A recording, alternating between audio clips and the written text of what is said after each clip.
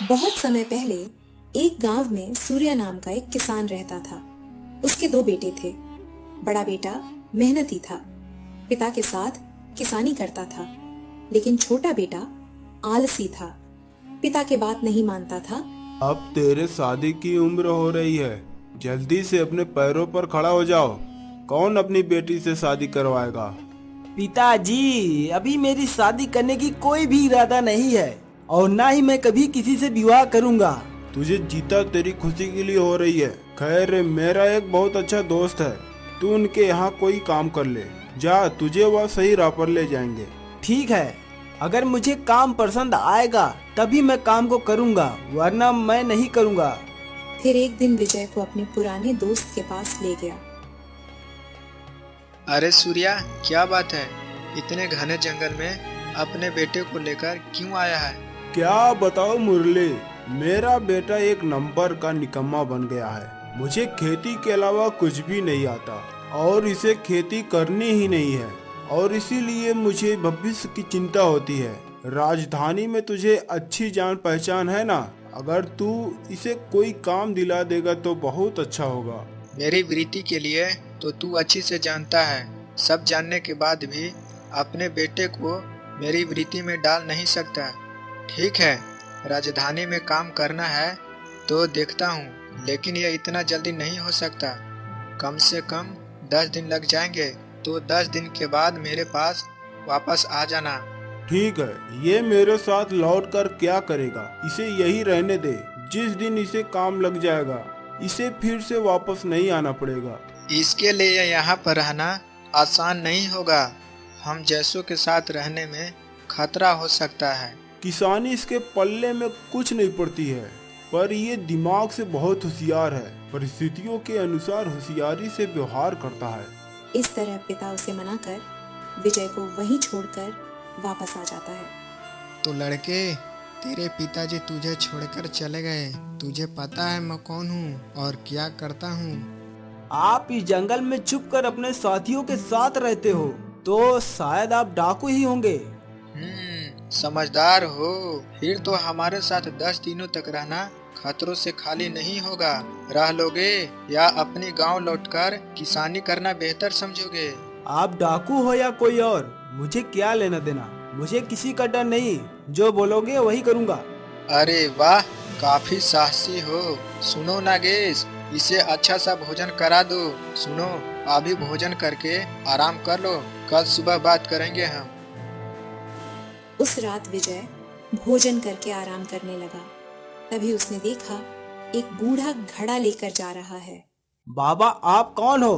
क्या आपको पानी चाहिए? हाँ बेटा, मैं पानी के लिए जा रहा हूँ। मैं यहाँ का रसोइया हूँ, सबके लिए खाना बनाता हूँ। अरे, आप इतने बुढ़ापे में कबाड़ उठाकर ले जा रहे हो?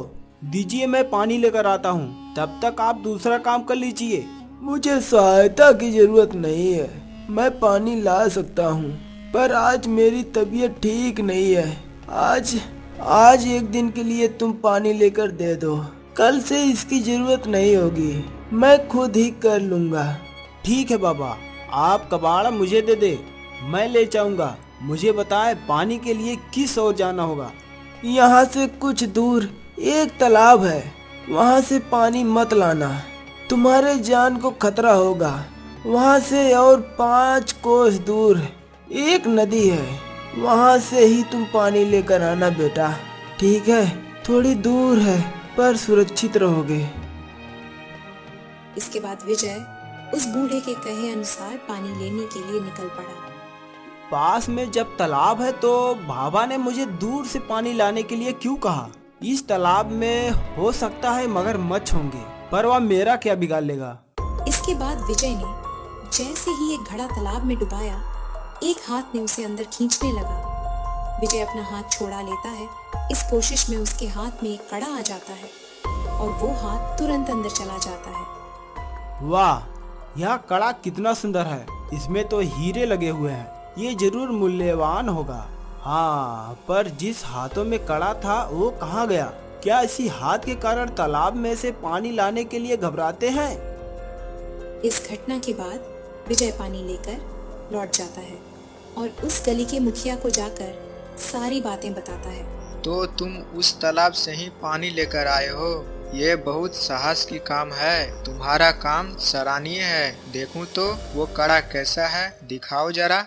ये देखिए, ये कितना सुंदर है। इसमें चांदी के हीरे लगे हुए हैं। इसे सुनार को बेचेंगे तो हमें बहुत सारा धन मिल जाएगा, है कि नहीं? आपको डकैती करने की भी जरूरत नहीं होगी। चलो मेरे साथ उसी तालाब के पास चलते हैं। हाँ, ये काफी मूल्यवान है। हम इसे जानी व्यापारी को बेचेंगे, फिर जो धन मिलेगा उसे हम वापस में बांट लेंगे। ऐसा तय करके वो दोनों कड़ा लेकर पटना के लिए निकल पड़ते हैं और व्यापारी मंगल सेठी के पास जाते हैं। अरे ओ मुरली, इस बार क्या लाए हो? कोई मूल्य चीज चुराए हो या फिर? मंगल सेठी, इस बार बहुत ही मूल्यवान वस्तु लेकर आया हूँ।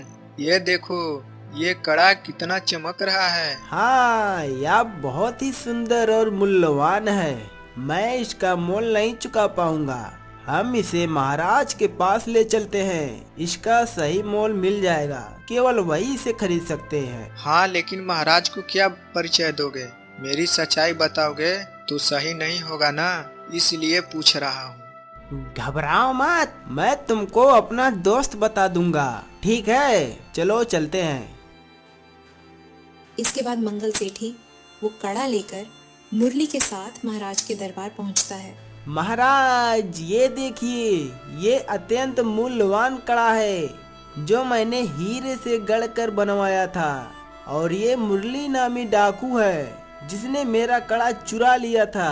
महाराज, मैं जैसे तैसे पकड़कर इसे यहाँ लेकर आया हूँ। इसे कठिन से कठिन दंड दीजिए महाराज। ओ, तो मैं जिस नामी डाकू को तलाश कर रहा था, ये वही मुरली है ना? इसे तुरंत बंदी बनाकर कारावास में डाल दिया जाए। महाराज, एक बार मेरी भी बात सुन लीजिए। ये मंगल सेठी झूठ बोल रहा है। सच तो यह है कि मैंने ये कड़ा नहीं चुराया। मैं बताता हूँ कि ये कड़ा मुझे कहाँ से मिला। और इस तरह उस लड़के ने मुझे ये कड़ा दिया। मंगल सेठी अकेले कैसे ला सकता था महाराज? मैं स्वयं चलकर इसके साथ आया हूँ। आप जरा एक बार बात को सोचिए। ये सरासर झूठ बोल रहा है महाराज। आप शांत रहिए सेठ जी। देखो मुरली, मैं उस लड़के को बुलाता हूँ। अगर उसने भी यही बात बताई तो मैं तुझे बिना दंड दिए भेज दूंगा। कोई है? उस लड़के को बुलाया जाए। फिर दोपहर तक विजय को महाराज के सामने लाया जाता है, ये जानने के लिए कि आखिर पूरी सच्चाई क्या है। ठीक है मंगल सेठी जी, इस कड़े के साथ जोड़ी में एक और कड़ा तो होगा, या एक ही कड़े आपके पास है? एक ही मेरे पास है। मैंने मेरे लिए एक ही बनवाया था महाराज। देख लिया महाराज, सेठ जी भी झूठ कह रहे हैं। ऐसे और 9 कड़े हैं जो मैं आपको बता सकता हूँ, पर उसके लिए मुझे आपको थोड़ा और समय देना होगा महाराज। क्या ऐसे बहुमूल्य कड़े 9 और हैं? ठीक है, मैं तुझे 30 दिनों का समय देता हूँ। तुम ले आओ। तब तक मुरली यही कारावास में ही रहेगा। हमारे पास नहीं ला पाए तो तुम्हें भी मुरली के साथ साथ आजीवन कारावास दिया जाएगा। 30 दिन मेरे लिए काफी है महाराज। चाचा, आप चिंता मत कीजिए, मैं बाकी के 9 कड़ा लेकर आऊंगा और आपको यहाँ से छुड़ा कर ले जाऊंगा। ये सब मेरे कारण हुआ है ना, तो मेरा फर्ज बनता है कि मैं आपको यहाँ से छुड़ा कर ले जाऊं। मुझे क्षमा करें, मैं जरूर आऊंगा। इसके बाद महाराज के पास से निकलकर उस तालाब के पास जाता है जहां उसे वो कड़ा मिला था। तालाब में जाकर उसने फिर से हाथ देकर देखा कि शायद फिर से कोई हाथ आएगा। ये क्या, पिछली बार तो तुरंत हाथ में आ गया था, इतना शांत कैसे हो सकता है? मैंने महाराज से कह दिया है कि मैं 9 कड़े लेकर आऊंगा। अब पता नहीं मुझे कड़ा मिलेगा कि नहीं। ठीक है, एक काम करता हूँ, ये तालाब बहुत लंबा है, आगे चलकर देखता हूँ कि ये कहाँ से शुरू हुआ है। उसके बाद विजय उस तालाब के किनारे से होते हुए दूर चला जाता है जहाँ तालाब शुरू हुआ था। इस तालाब के किनारे तो घना जंगल है, शायद यही आगमन होगा। आसपास भी कोई नहीं है। पास में एक शायद गांव है, शायद इस तालाब के बारे में जानकारी मिल जाए।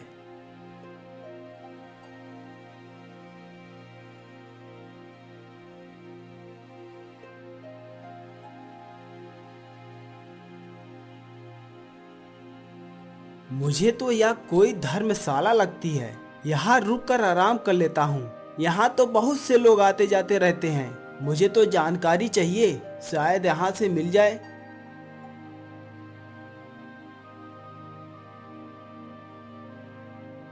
माई, मैं बहुत दूर से आया हूँ। यहाँ खाने और रहने की कोई बंदोबस्त हो सकता है?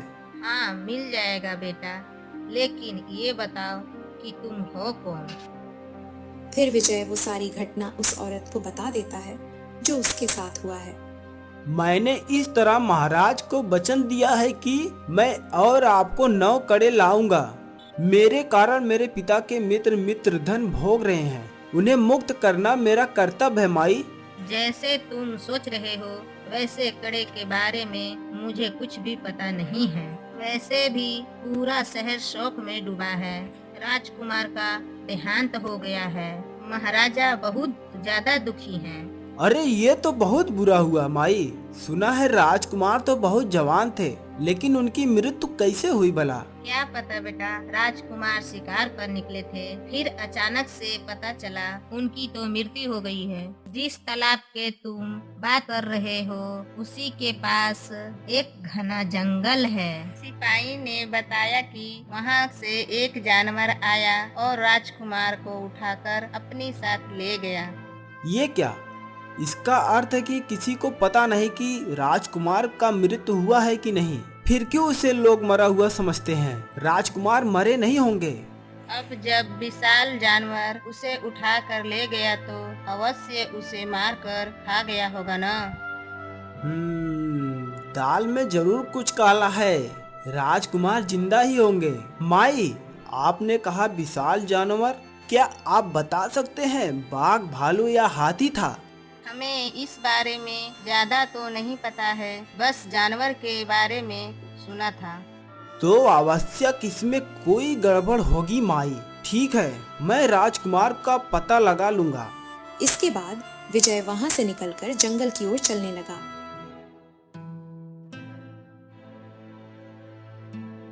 तभी वो एक पेड़ से राजकुमार को बंधा हुआ देखता है। हाँ, यही राजकुमार लगते हैं, लेकिन इन्हें पेड़ से क्यों बांधा है? यही रुक कर देखता हूँ कि आखिर यहाँ हो क्या रहा है। थोड़ी देर के बाद वहाँ पर एक पिशाचनी आती है। राजकुमार, कब तक तुम इस तरह से रहोगे? मुझसे शादी के लिए हाँ कर दो, तुम्हें दर्द सहना नहीं पड़ेगा। ये कभी नहीं हो सकता। तुम राक्षसी से मनुष्य विवाह करेगा, वो भी मैं, हरगिज से नहीं। वैसे तो पूरा राज तुम्हें मरा हुआ ही समझ रहा है। अगर मैं तुम्हें मार भी दूं तो किसी को फर्क नहीं पड़ेगा। मुझे विवाह करने से तो अच्छा मुझे मर जाना बेहतर होगा। मुझे मार दो। तुम्हें जब से यहाँ लेकर आया हूँ तब से यही कहे जा रहे हो। ठीक है, चलो अब तुम्हारे लिए बढ़िया सा भोजन की प्रबंध करती हूँ, तुम आराम से खाना।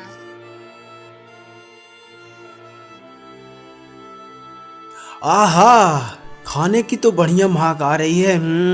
मेरी तो भूख दुगनी बढ़ गई है।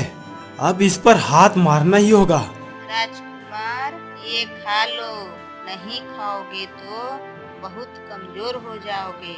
नहीं नहीं, अब मारने का निर्णय ले लिया हूँ तो कमजोर होने से क्या डरना। यही सही समय है पिचासनी से बात करने का। आपको कोई समस्या ना हो तो क्या मैं ये आहार खा सकता हूँ? मुझे बहुत जोरों से भूख लगी है। अरे कौन हो तुम और यहाँ कैसे आए? क्या तुम मुझे देख सकते हो? हाँ, बिल्कुल देख सकता हूँ। तुम्हारी पूंछ, तुम्हारा आकार सब दिखता है। तुम अगर देख सकते हो तो तुम कोई साधारण इंसान नहीं हो। मुझसे विवाह कर लो, तुम्हारा सब भला ही होगा। लेकिन तुम तो राजकुमार से विवाह करना चाहते थे ना, तो मुझे विवाह करने के लिए क्यों कह रहे हो? हमारे नियमों के अनुसार जो हमें देख सके हमें उसी से विवाह करना है। और जैसे कि युवराज ने मुझे देख लिया था तो इस हिसाब से मुझे युवराज से विवाह करना है। लेकिन ये मेरा तिरस्कार कर रहे हैं। अगर मैं इससे विवाह कर लूं तो उचित समय देखकर पिशाचिनी का सिंधार कर सकता हूं और फिर मैं यहाँ से ले जा सकता हूँ। ठीक है, मैं तुमसे विवाह करने के लिए तैयार हूँ। विजय ने उस पिशाचिनी से विवाह के लिए हाँ कर दिया और जैसे ही विवाह किया अचानक से पिशाचिनी एक सुंदर युवती में बदल गई।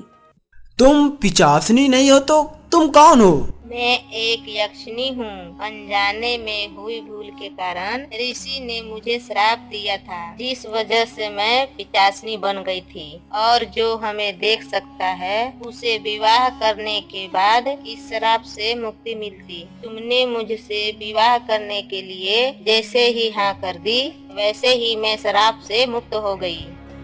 ओह, मैंने तुम्हें ज्यादा दुख दिया है, मुझे क्षमा कर दो। अब अपने राज में लौट सकते हो राजकुमार।